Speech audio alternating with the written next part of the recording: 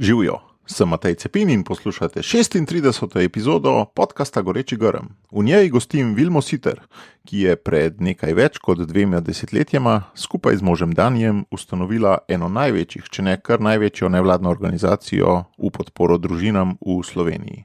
Družina in življenje, ali krajše DIŽ, kot se ta organizacija imenuje, danes združuje nekaj tisoč parov in ima po Sloveniji zelo razvejene dejavnosti, tudi močno ekipo, ob tem pa iz javnih sredstev praktično ni financirana v veliki meri po lastnih željah. Da bi polno delala v organizaciji, je Vilma že kmalu po ustanovitvi pustila zdravniško službo, kar seveda ni bil najlažji korak.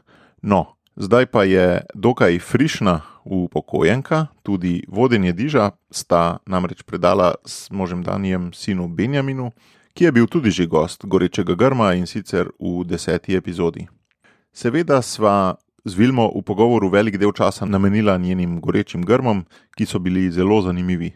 Zanimalo pa me je tudi, kako gleda na to strmo rast DIŽa v teh zadnjih 20 letih, pa katero inovacijo je pravzaprav ta organizacija sploh prinesla v slovenski prostor, da se je tako dobro prijela. Skozi celotno epizodo pa seva Vilmina gorečnost, najbrž je prav gorečnost tisto, kar je pri Vilmi in tudi pri celotni ekipi DIŽa najbolj privlačno in najbolj nalezljivo. Še eno obvestilo, zdaj pa se res že bliža otvoritev portala razgledam.si, ki sem ga napovedal že tudi v prejšnji epizodi. To bo velika stvar tako zame osebno, kot tudi za celotno socialno akademijo. To bo portal, ki nam bo omogočal bolje razumeti družbo, v kateri živimo. Na razumljiv način bo razlagal pojme, ki bi jih moral v demokratični družbi razumeti vsak.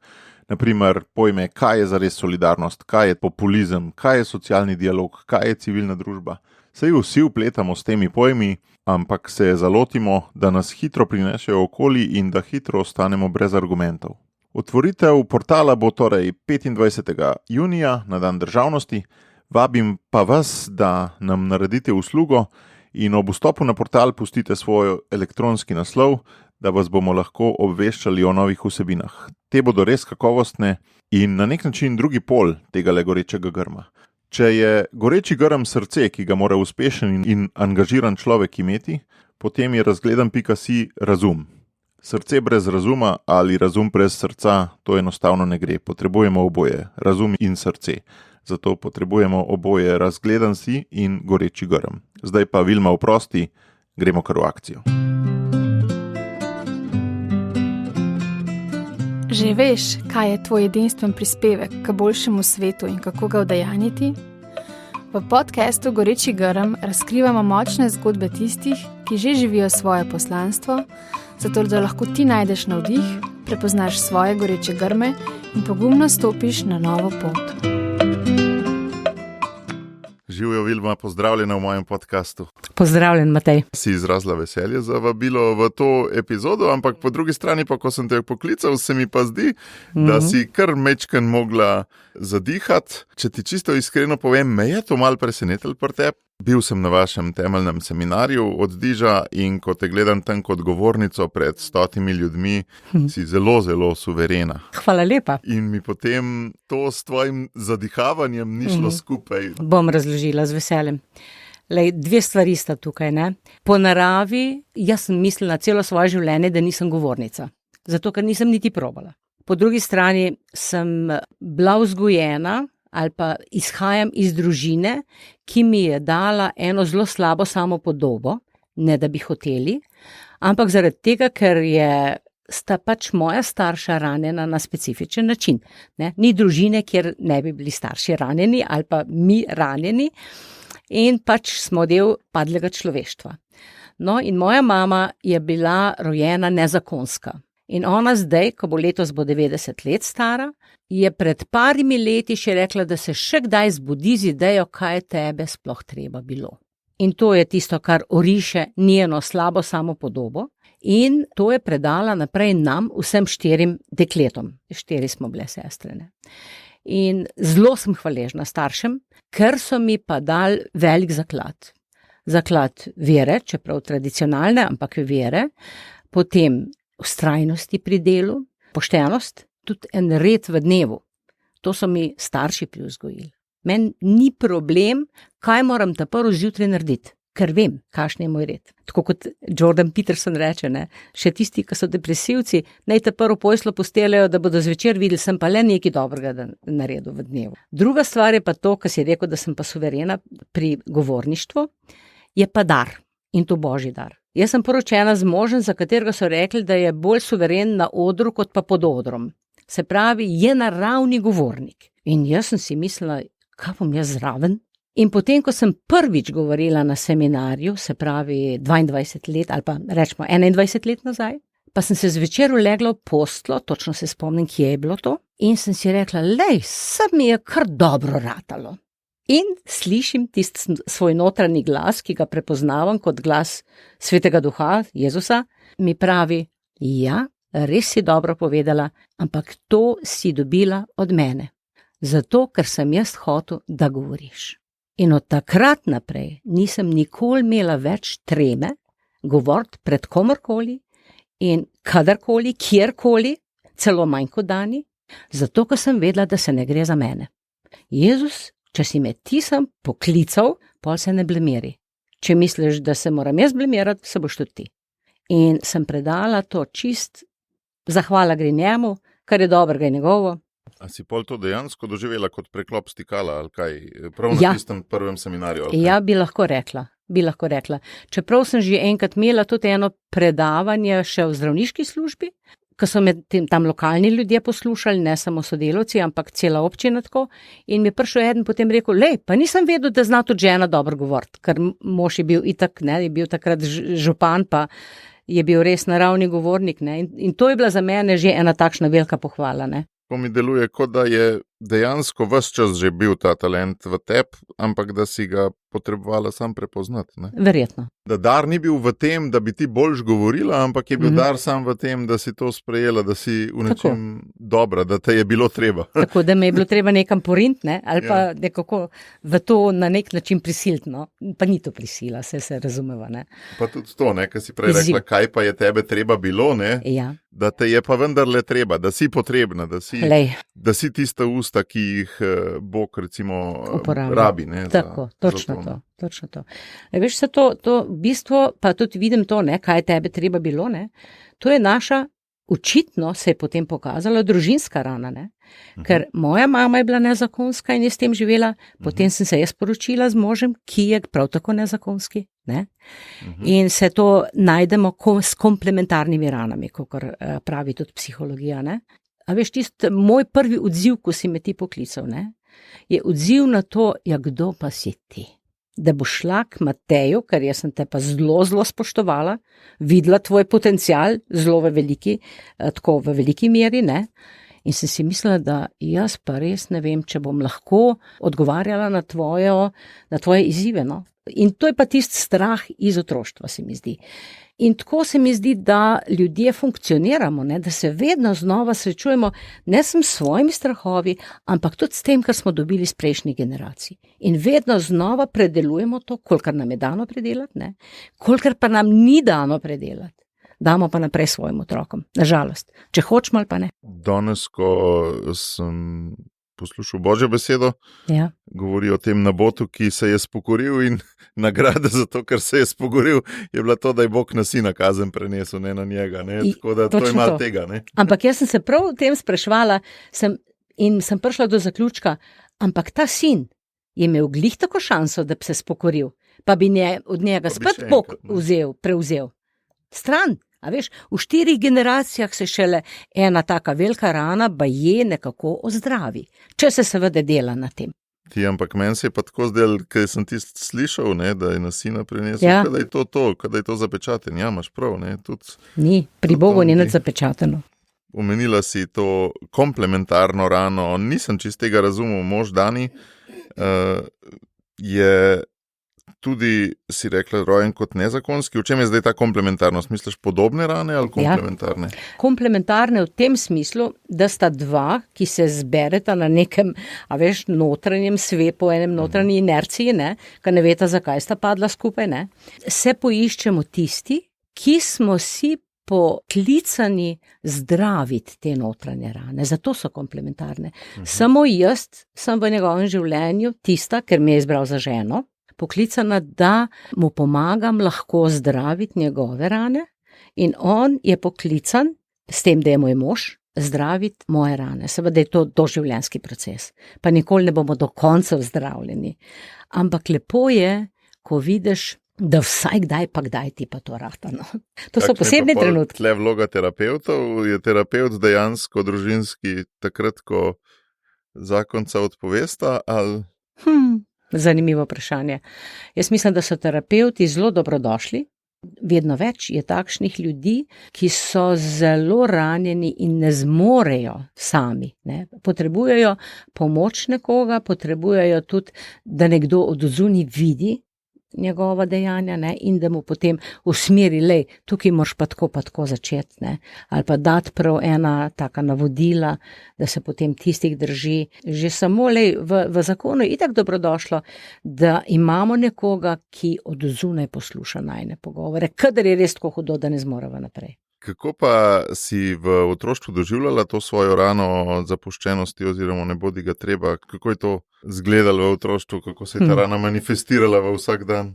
Veš, kako se je najbolj manifestirala? Tako, da sem se počutila zelo nezadostno sama, da sem zelo gledala naprej na svojo sestro, ki je hodila pred mano in mi je bila kot en pripomoček, lej. Ona je bila boljša vse povsod v mojih očih, ne. V šoli je imela mičken boljše ocene kot jaz, saj sem bila tudi jaz odlična, ne. Ampak tako, je ona bila pred menoj, če nisem kje znala, se mi ni dal potruditi, da bi do konca prišla tiste stvari, sem kar njo vprašala, tako nekako sem jo imela kot zabirgla včasih, ne. Tudi, ko sem se odločala, kam bom šla študirati, sem se poslužila tega. Njene poti. In sem šla za njo na medicino, ne. Čeprav verjamem, da je Bog uporabil čisto vse, tudi tiste moje napake, moje pomanjkljivosti, da me je naredil to, kar je on imel v mislih, a veš, to je res neverjetno, no. To spoznanje, da Bog gradi Božje kraljestvo iz naših pomanjkljivosti, iz naših napak, iz vsega tistega, kar mi priznamo in kar zmoremo mu dati. To jaz tako doživljam, kot da povabimo ga lahko sam tja noter, kjer je prazno, ne? Tam, kjer sem jaz poln samega sebe, tja. Itak nima on kam, prostora, nima kam prideti, točno to. Ampak veš, to prepoznati ni kar samo po sebi pomembno, ne? Da si v bistvu po eni strani hvaležen potem za te stvari. Ker tudi ta moja slaba samopodoba, o kateri smo začeli govoriti, je mene pripeljala do tukaj, kjer sem. Jaz, če ne bi imela tega problema, jaz ne bi iskala Boga. Zakaj bi ga pa rabila? Bi bila samo zadost. V teh intervjujih pogosto opažam, ki jih imam na Gorečih grmih, zato tudi o otroštvu velikrat vprašam, ne, da Bog te težke izkušnje iz otroštva zelo pogosto uporabi za poklic kasneje. Ne. Ja, verjamem.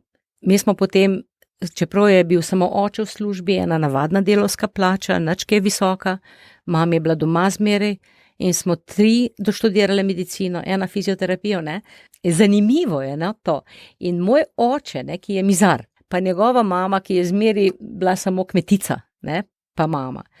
V celi vasi so vsi ljudje, kadar so imeli kakšne zdravstvene probleme, šli k mami.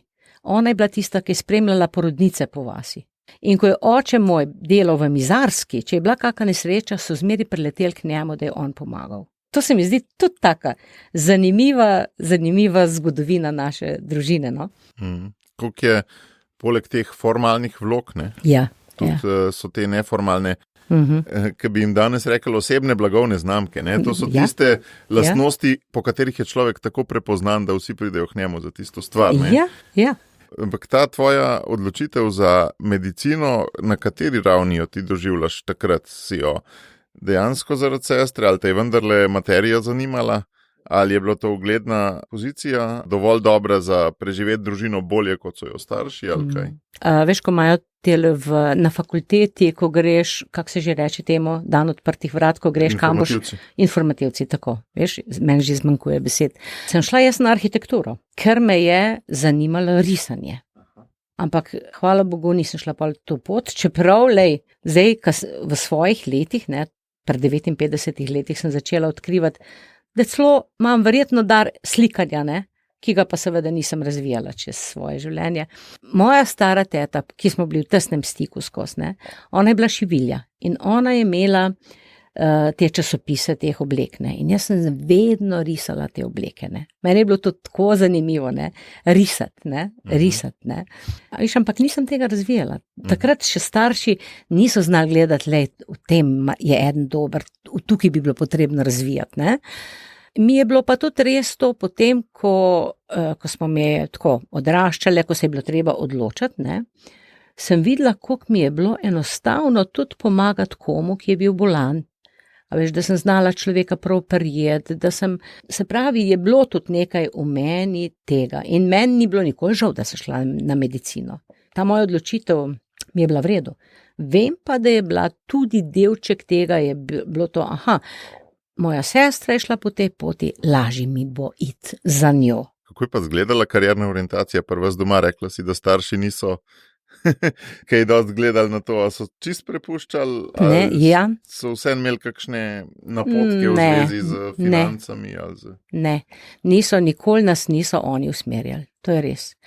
Je pa ta moja sestra, prva sestra. A to doživljaš kot dobro ali kot slabo? Kot dobro, ker so prepuščali odločitev nam. Definitivno. Nikoli niso hoteli, da bi bilo po njihovo, kar se tega tiče. Moja sestra si je od malega želela, da bi bila zdravnica. Od tod je šlo, ne? In je ona potem tudi to speljala. Vas okužila? Ja. Ti si bila druga? Druga. Jaz sem druga, potem tretja je fizioterapeutka, ta četrta je bila, je pa tudi. Pa tudi misliš, da sta sledili na podoben način? Ja, sploh za četrto bi rekla, da bi se bolj našla v glasbi, ker je glasbenica tudi in bi se verjetno bolj našla. Je pa bilo malo tako, pa ne strani staršev, ne, ampak tudi mogoče iz istega vzroka kot jaz. Pustiti to medicino ti bilo pa spet zelo, zelo težko. Jaz sem v tistem intervjuju, v enem od intervjujev, ki sem ga poslušal s teboj, doživljal, kot da si doživljala neke vrste klic, najprej kot meglen, potem zelo močen za iti v ta diš, torej v družino in življenje, ampak da si pravzaprav na nek način že skoraj malo oklevala, in dokler ni bilo pa res lažje iti v diš. No, vidiš, tukaj očitno nisem dobro povedala, ker bistvo bom poskušala zdaj povedati. Jaz imam vedno občutek, da najin diš, ko smo ga midva začela, ne, se je začel 20 let prednji bil ustanovljen. Ne, ali pa 22 let. Prednji bil ustanovljen. Začel se je v bistvu takrat, ko sva midva vsak posebej, jaz najprej, pred možem, ne, doživela ta, lahko rečem, božji dotik, ko sem nekako doživela prav dotik na tisti svoji najobčutljivejši točki, ne. Preko enega seminarja, to je bil prvi seminar prenove v Sloveniji, na katerega sva bile midve z obe sestro povabljeni. Tam sem jaz potem počas v tistih 7 tednih, kakor je trajalo, začela počas razumeti, kaj sploh krščanstvo je in kaj je Jezus naredil za mene. To me je pa najbolj potem nekako presenetilo, da me on vabi osebno v svoj odnos. To sem doživela pa enkrat v svoji tisti študentski sobici, ko sem prebirala delček Božje besede, ki smo jo imeli vsak dan za prebrati tam na seminarju. In je bil citat iz preroka Jeremija: "Z večno ljubeznijo te ljubim. Zato sem ti tako dolgo ohranil svojo milost." To je bil trenutek, ko je ta Božja beseda postala živa pred menoj. In takrat sem vedela, da ni to samo stavek, ki je bil napisan pred 3000 leti, ampak da je namenjen meni osebno. In najprej je bil moj odziv, kaj? Mene, da ima lahko kdo rad. In da je to Bog tisti, ki ve sploh za mene. A ne tisto presenečenje. In potem sem doživela, da je to ena priložnost, da mi Jezus ponuja roko. In da mi reče: "Lej, Vilma, jaz te hočem peljati naprej. Jaz ti bom pomagal, da boš postala takšna, kakor je za tebe najboljš in kakor bi tudi ti rada bila." Jaz sem imela, na primer, čisto konkretne 3 stvari, ponavadi navedem. Prvič, s to sestro, s katero nismo mogli biti ena brez druge, sva bile kot rit pa srajca, ni minil dan, da se ne bi kregale. taka prava sestrska ljubezen. Pa sem vedela, da to ni prav, pa sem se zelo trudila, da tega ne bilo, ampak je še zmeri bilo. Vsak dan. To je bilo res tako naporno. Druga stvar, rada bi brala Božjo besedo, ker smo hodili tudi, ne vem, na ena taka srečanja študentska, ne, kjer smo se zbirali študentje, pa so se tam pogovarjali o enem odlomku. Jaz nisem vedela ene besede povedati. Prvič, mi svetopismo ni govorilo, čeprav sem ga prebrala, drugič se ne bi nikoli jaz izpostavila, ker me je bilo tako sram, da bi kaj narobe povedala. Se pravi, 3 stvari. In to sem vedela, da mi tukaj pa zdaj Bog prihaja točno v to, kar jaz najbolj potrebujem. In da imam možnost. In pogruntala sem, da nimam kje zgubiti. Če njega povabim v svoje srce. In ko sem jaz to res naredila to z vsem srcem, je on res prišel v moje srce. In kako to vem? Ker so se začele bistveno spreminjati stvari prav na teh področjih. Sestro se od takrat naprej niti enkrat nismo več skregale. To je bilo tako jasno, da to ni od mene, ampak da je to moč Svetega Duha. Je ona ta goreči grm v istem trenutku doživela? Ali... Pa podobno. Ja, tudi podobno. Na tem seminarju. Tudi na tem seminarju, ja. Potem smo kar dosti skupaj rastle, tudi po istih srečanjih hodile in tako. Začela sem hrepeneti po Božji besedi, ne. Jaz sem takrat razumela, da je Božja beseda, se pravi svetopismo, ljubezensko pismo Boga, tako so tam rekli. In jaz sem to, takrat sem dobro vedela, kaj pomeni ljubezensko pismo, ker je bil pa moj fant, sedanji mož, bivši fant, ne, v vojski. In sva si dopisovala vsak dan. Ne. Sem vedela, kaj je to ljubezensko pismo.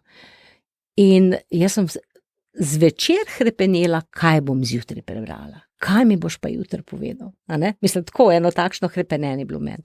In tretja stvar, ni me bilo več sram in strah pred ljudmi govoriti o tem, kaj je Bog naredil v mojem življenju. No, v glavnem, takrat se je začel najin diš.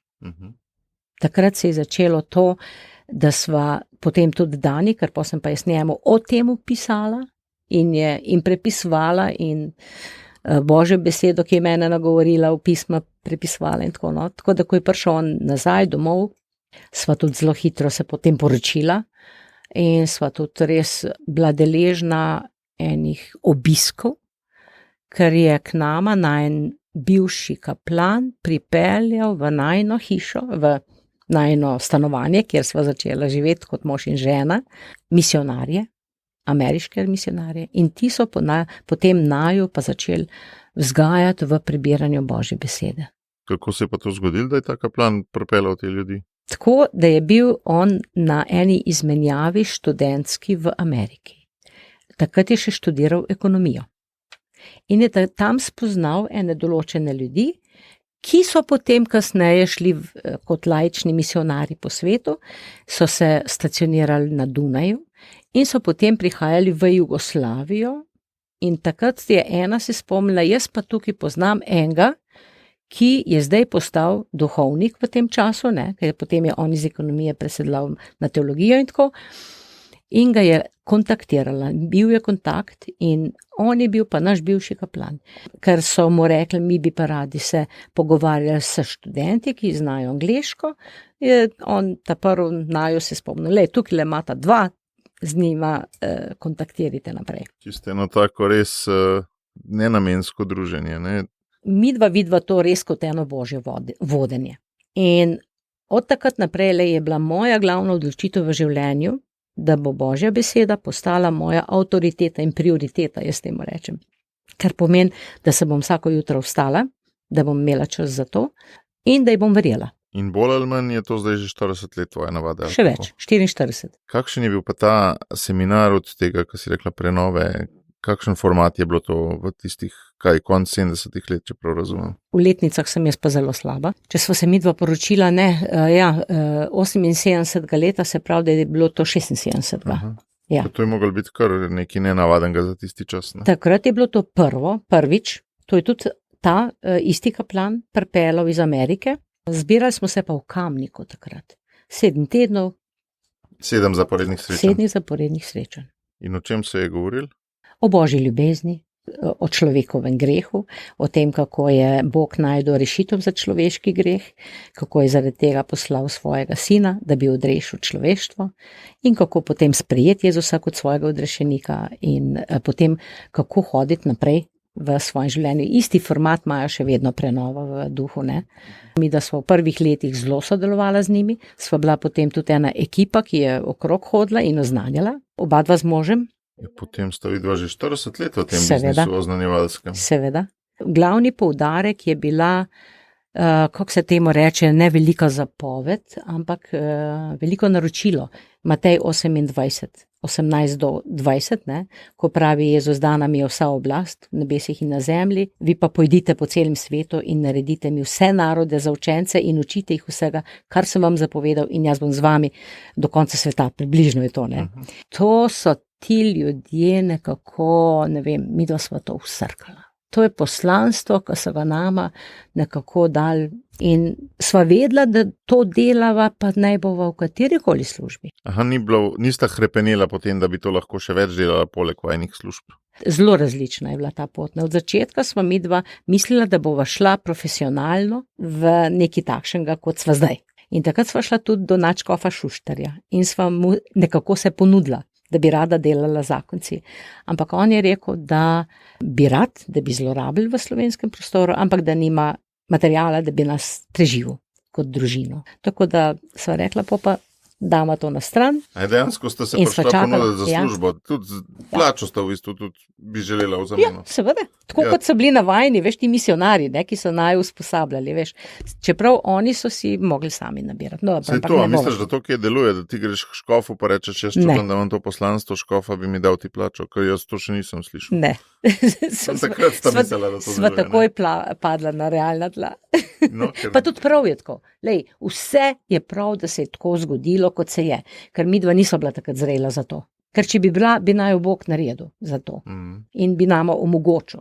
Očitno ni bil še prav čas in sva pa čakala 20 let 20 in Sva- več let, ne? ja, Potem. in sva delala vsak v svoji službi, kar sva pač delala, ne. Jaz sem pač bila kot zdravnica, vmes specializacijo splošne medicine končala, ne. Potem so se pa spet pojavile priložnosti, da sva pač šla v to. Ti si me spraševal o mojem klicu, ne.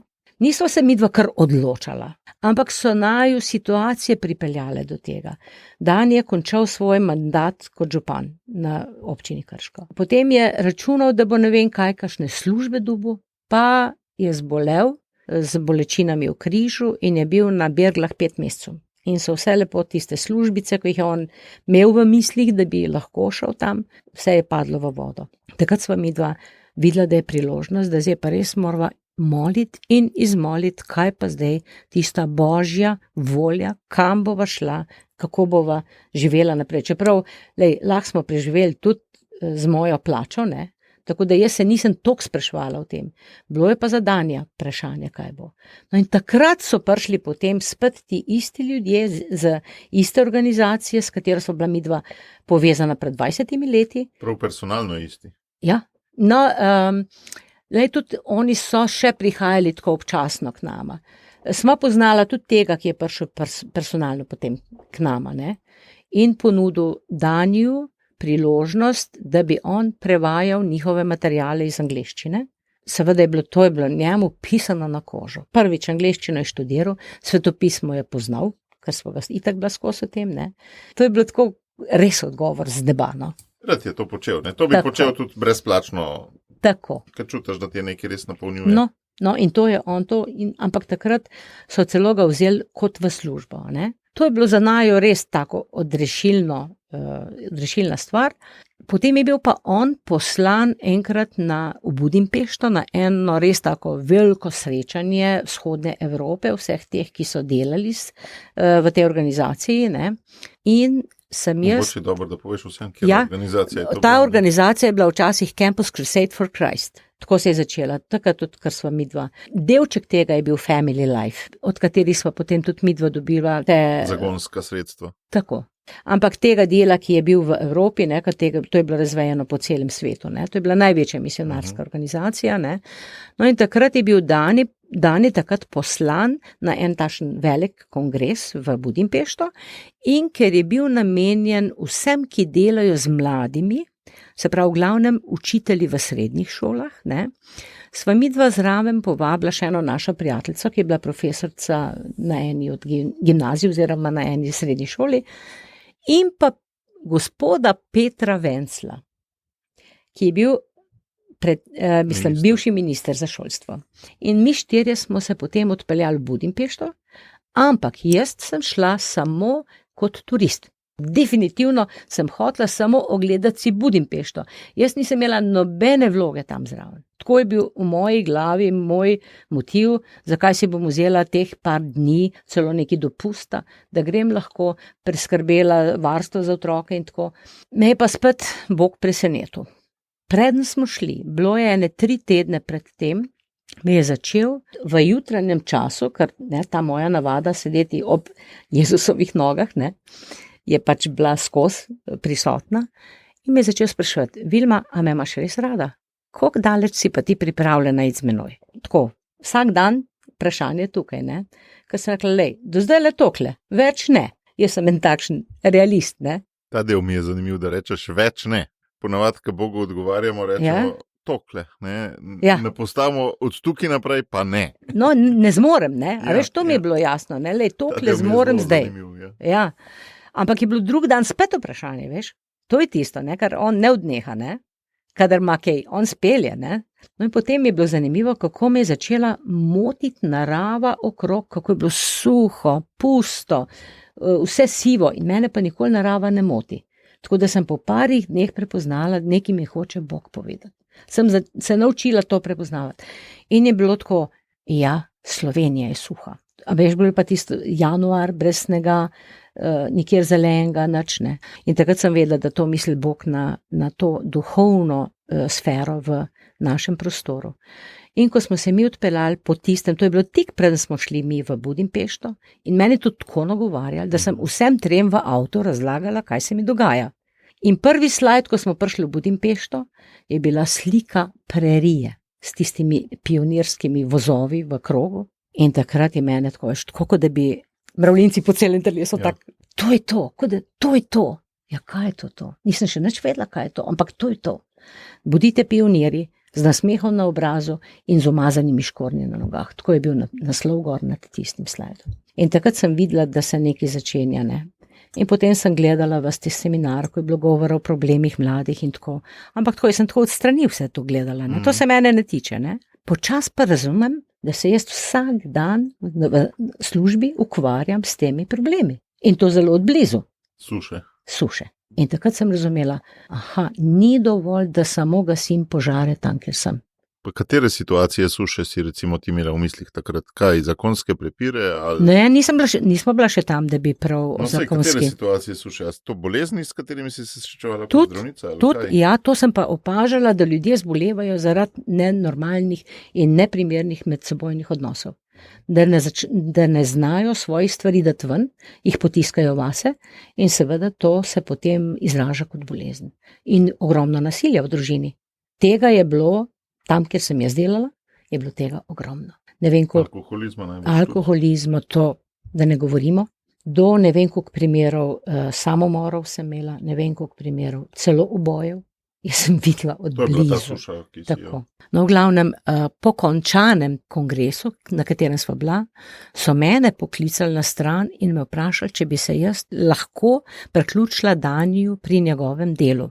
In da bi oni pač me podprli finančno na eno družino, če bi se jaz pridružila, da bi oba dva skupaj delala v Sloveniji. To, kar sta 20 let nazaj škofa prosila. Točno to. In takrat sem jaz bila toliko pod vplivom vsega tega, kar se je dogajalo v meni, že preden sva šla tja in to, kar sem tam doživela, da če bi mogla takrat reči, zdaj le grem, bi rekla, ja, pripravljena sem. Takrat bi, ne? Takrat bi. Tvoje srce je zorano.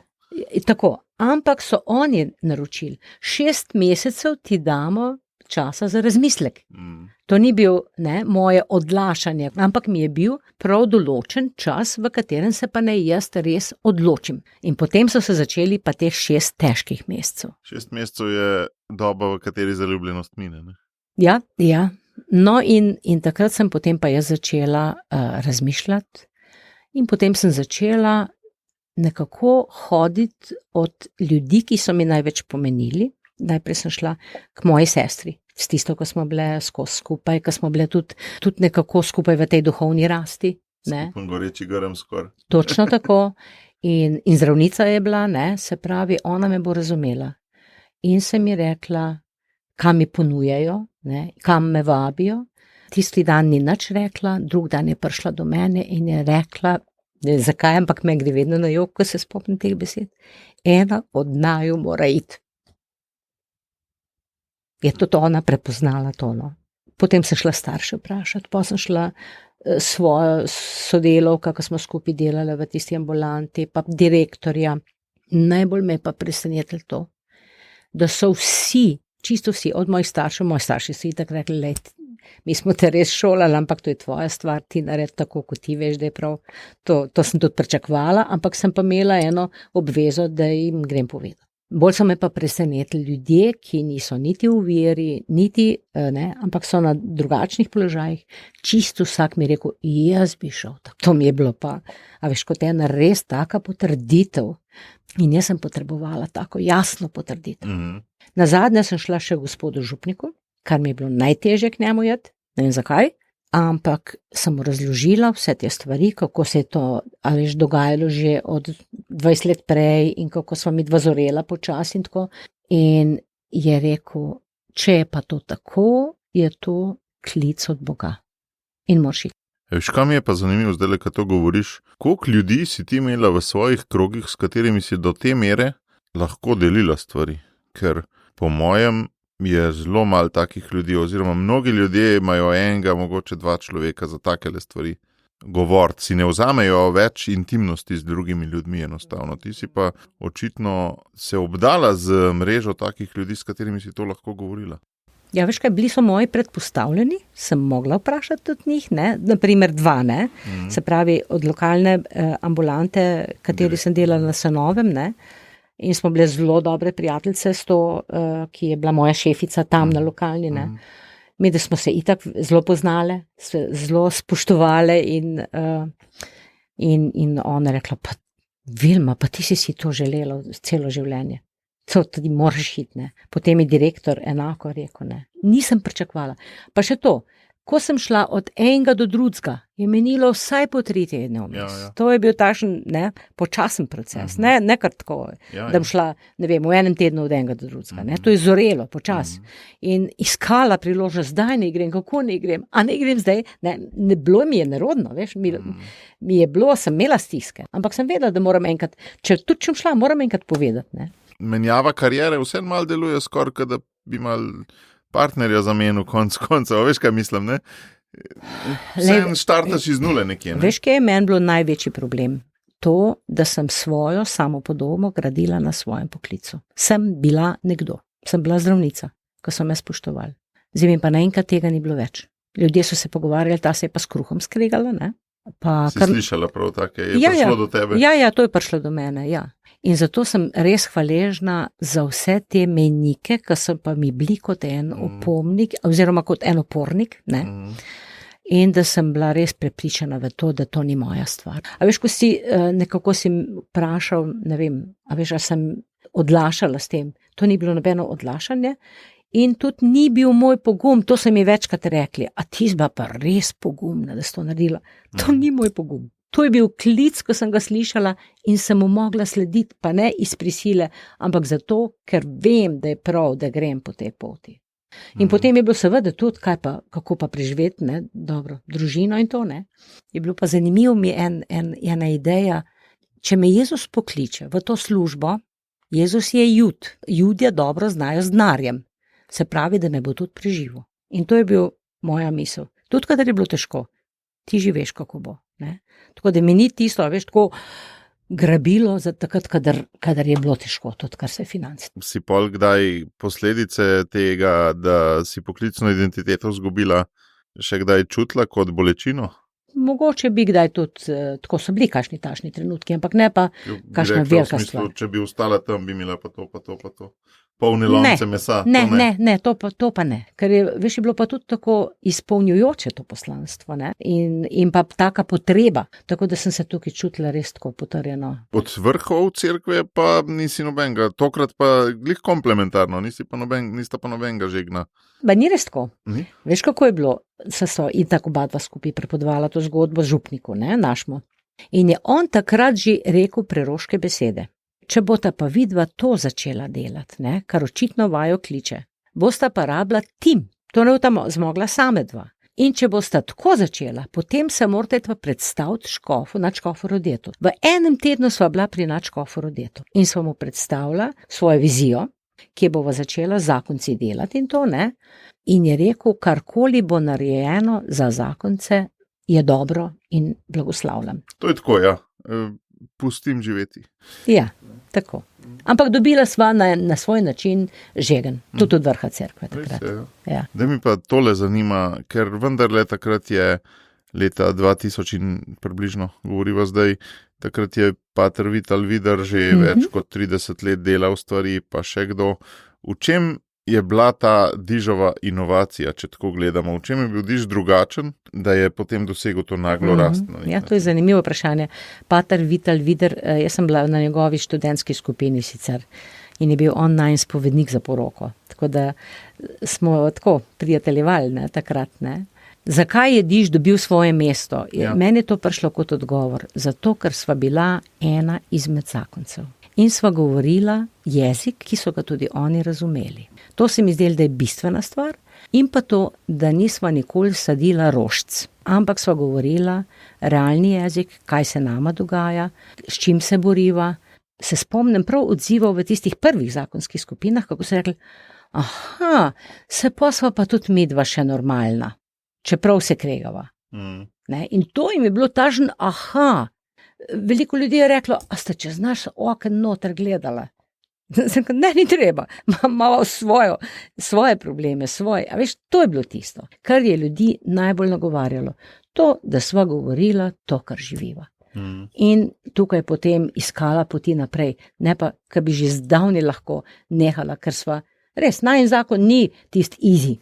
Čeprav, veš, do tega efekta opaziti, da so drugi zakonski pari podobni, prihaja tudi pri drugih zakonskih skupinah. Jaz nisem čist siguren, da je bila to glih tista dodana vrednost, tista inovacija, ker konc koncev jaz sem tudi s ženo sva zrasla skozi gibanje pot, sva hodila pa patru Kristjanu Gostečniku in to povsod je bilo ta učinek, ne, in sej zdaj tudi vsi trije modeli sobivajo in še kakšen več, ne, ampak teh podpore zakoncem.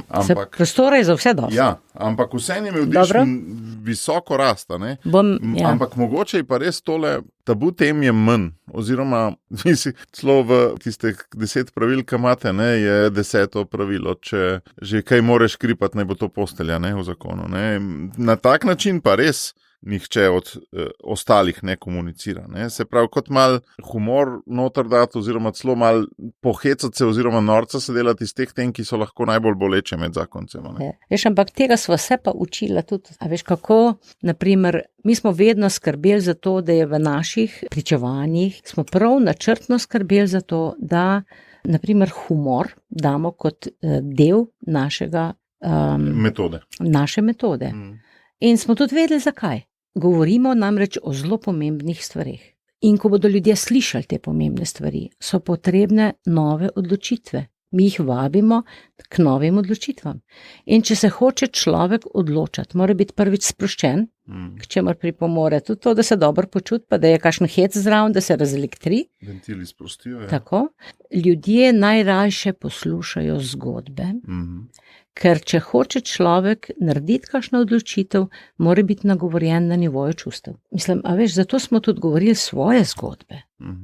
Tudi to smo imela eno takšen dar, no, da nismo nikoli skrivala, a veš, stvari, ki niso bile dobre, na nek način. V zakonskih skupinah so vsi pari na isti ravni, ne? In pride do tega, da se med seboj prepoznavamo. Vi imate pa, ko si prele govorila o humorju, pa o vaših metodah, pa o govorjenju zgodb, prav načrtnem govorjenju zgodb, pa ne, je pa Diž zagotovo prinesel inovacijo to, da se en par postavi pred 100 ljudi in na nek način pričuje. pred 100 ljudmi govori svojo zgodbo tako intimno, kot bi jo drugače govoril pred 8 pari v neki skupini in jo govori s piedestala, ne, na isti ravni. Ne. Sej je tudi služeč obenem, pa pričevanski, ne, ampak se pa postavi na nek način distanco vzpostavi med seboj pa občinstvom. Ne. Zakaj je ta inovacija? Se ljudje radi malo nazaj damo, pa smo malo bolj pasivni, pa poslušamo to in pol počasno nas zorimo. Ja, ker se takrat, ko te nobeden ne dregne, zdaj moraš pa še ti nekaj povedati, ne? Ja. Imaš čas razmišljati svojo zgodbo ob zgodbi drugega. Ne? Sicer pa je to, veš, v bistvu svetopisemska metoda. Pavel, ki je bil največji pričevalec vseh časov, on je v najbolj ključnih trenutkih, naprimer pred kraljem Agripo, ne, pred takimi bistvenimi velikimi ljudmi, ne, ni pripovedoval o tem, kaj vse se je naučil kot farizej, kaj vse Tora vsebuje, ne, ampak je povedal svoje pričevanje. Kako ga je prej fiksal, kako je preganjal cerkev, kako se je srečal z Jezusom in kakšno je bilo njegovo življenje potem, ko je Jezusa v svoje življenje spustil. In to so pa tisti 3 momenti pričevanja, ki smo jih tudi mi vključevali oziroma učili ljudi, kako naj bo sploh pričevanje sestavljeno. V bistvu sva midva bila poučevana o tem, kaj sploh pričevanje je, kako ga napisati, kako ga sestaviti. To smo ure in ure sestavljali te stvari. Zato, da boš ti znal na kratko povedati, brez okraskov, brez ne vem kakšnih stvari, ki jih ljudje ne potrebujejo vedeti. Ne? Zdižam ste to pristop pričevanja in govorjenja zgodb in odpiranja za Boga skozi zgodbe ravno na nek način popularizirali. Nekaj, kar bi pravzaprav kristjanu mogel biti dokaj enostavno, tako kot si rekla, že Pavel je to počel znotraj neke veroučne šole v 9 letih. Bog ve, koliko en povprečen veroučenec sliši pričevanj znotraj 9 let osnovnošolskega veruka. Ne? Lej, problem je v tem, ker se v stvareh, ki postajajo institucija, ki jih je moraš nekako urediti v en red, kar je tudi potrebno, a ne, zelo hitro izgubi tega duha. Ker pričevanje pa ne zmore človek sam. Tega se ne moraš naučiti, ne, lahko se usposabljaš in moraš se usposabljati, ampak bistvo je pa noter, bistvo je pa duh, ki te vodi, ki ti daje moč, tako kot naši pričevalci. Pravijo zdajle, ko sem na odru, vem, da povem stvari, ki jih ne bi zmogel sam. Ko pridem dol z odra, pa me nekdo še vprašal nečem, ne vem več, tako je eden celo rekel, ker sem spet samo jaz. A veš, postaviti se pod maziljenje Svetega Duha. In to so kategorije, ki niso vsem še jasne, oziroma mogoče je to glih ena naša inovacija. No. Pa ni inovacija, ne? Se vemo, da ni. Ni inovacija, ampak za slovensko kulturo. No? Mogoče, ja, pričevanja. Prinaša nekaj novega v slovensko kulturo. Je pa pričevanje ena od glavnih orodij, kjer se lahko širi ta dobra novica, ne? Zelo mi je bilo pa tudi to zanimivo, ko si rekla, inštitucija, ko postaja velika, mora se urediti, mora postati, ker tudi diš je tako. Po 20 letih postal toliko velik, da se mora malo urediti, pa tako. Da se določeni procesi v njem postavljajo, ne? Vidiš v tem tudi nevarnost? O, seveda, vsaka stvar, nevarnost je vedno. Lej, ko mi postanemo nekdo, ki zastopa Boga, če pa se še postaviš, kot praviš ti, na piedestal, da te vsi vidijo, to hudiču ni všeč. Satan se zelo trudi, da bi to vse skupaj podaril in nas napada na vse možne načine. In moramo vedeti, da v bistvu že kot kristjan nastopiš boj. Zato, ja, nevarnost je, zelo velika nevarnost, da se karkoli... Lej, in tudi se ni vse povsod vse dobro. Tudi pri nas ne. Koliko skupin razpade? Saj jih tudi nekaj razpade. A veš? In so tudi problemi. Mislim, ne delamo iluzij, lej, tukaj pa zdaj pa vse vredo, še zdaleč ne. Vidimo pa, da je hrepenenje v ljudeh, da bi nekaj naredili, da bi...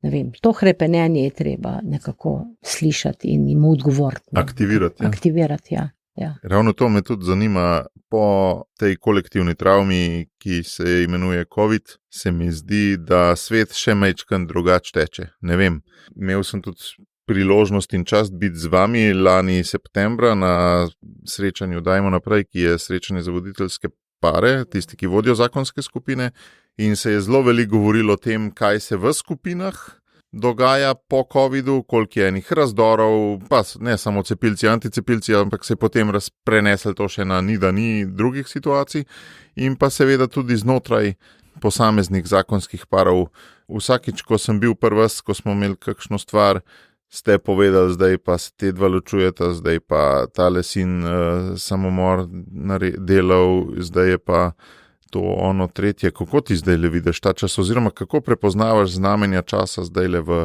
času covida in po njem? Lej, ta čas je težek za družine v vsakem primeru. Po covidu ali pred covidom, ja, ven so prišle bolj te stvari v tem času. Ne. Pokazale so se, bolj jasno se je to pokazalo. Seveda, verjetno je bilo tudi so bile situacije takšne, da so stvari še bolj se poglobile. A ne. Tam sploh, kjer je bilo že prej kaj narobe. Ne. Ampak, kako bi rekla, itak je bilo rečeno, da smo v času, ki ni naklonjen družini. Ampak tukaj je paradoks, ker COVID je ravno to bil, ne? Čas za družino, za biti skupaj. Točno to. In ogromno naših parov je pričevalo o tem, kako je bilo to dobrodošlo. Tudi mi dva same dva. Jaz mislim, da bi, kar se tiče mojih telesnih zmogljivosti, da ne bi zmogla več. No. Če bi šli še naprej z istim tempom, kot smo šli. Tako da, kar se tiče naju, je bilo dobrodošlo. Da smo se malo samili, da smo imeli mir, da smo prišli k sebi. Verjamem, da tisti, kjer so delali na tem, so res profitirali od tega, no? Seveda, ampak zraven, veš, smo pa vedno skupaj hodimo, pa tudi s tistimi, ki pa niso tako dobro išli, ne? In tudi tisti, ki že itak imajo probleme. Zanimivo je, poslušala sem enega, pa govori o tem, da v naši cerkvi, oziroma v vseh cerkvah, od začetka, da je problem temperatura. Namreč gorečnost zmanjka slej ko prej. Se pravi, tam je segrevanje globalno, tukaj je pa ohlajanje. In to po eni naravni inerciji. Jezus je šel sam v nebo, pa je že pol Janezu na Patmos sporočal. Lej, temu napiš, da mu je zmanjkalo prve ljubezni, tej cerkvi napiš, da sicer dobro dela, ampak tega nima pa več, ne? In že opominja, če si mrzo ali goreč, ne, sam ne bod mlačen. In te mlačnosti nas mora biti strah. Mlačnost pride, kadar jaz več ne vidim svojega greha in se nekako kar sprijaznim s tem, da sem takšna, kot sem, pa čeprav sem grešna, da nič več ne naredim za to, da bi se za sprot spreobračala, no? Ker kristjan se mora vsak dan spreobračati, ne? Če ne ni kristjan. Se pravi, da ne priznam greha, kar pomeni, da ne potrebujem odrešenika več, ne? In drugo stvar, kadar nisi dovolj upleten v življenja drugih ljudi. Kadar te več ne prizadene stiska drugega, takrat postaneš mlačen. Rešujem ta problem gorečnosti prav preko tega. Preko obiskov in pogovorov z drugimi. Ne? To, ampak osnova je pa še vedno nekje in to sem prej hotela že povedati, ko si spraševal tisto o naši specifiki v Dižu. Specifika v Dižu je promoviranje, prebiranje, rednega prebiranja Božje besede. To pa je nekaj, kar počnemo in bom povedala še eno svoje doživetje.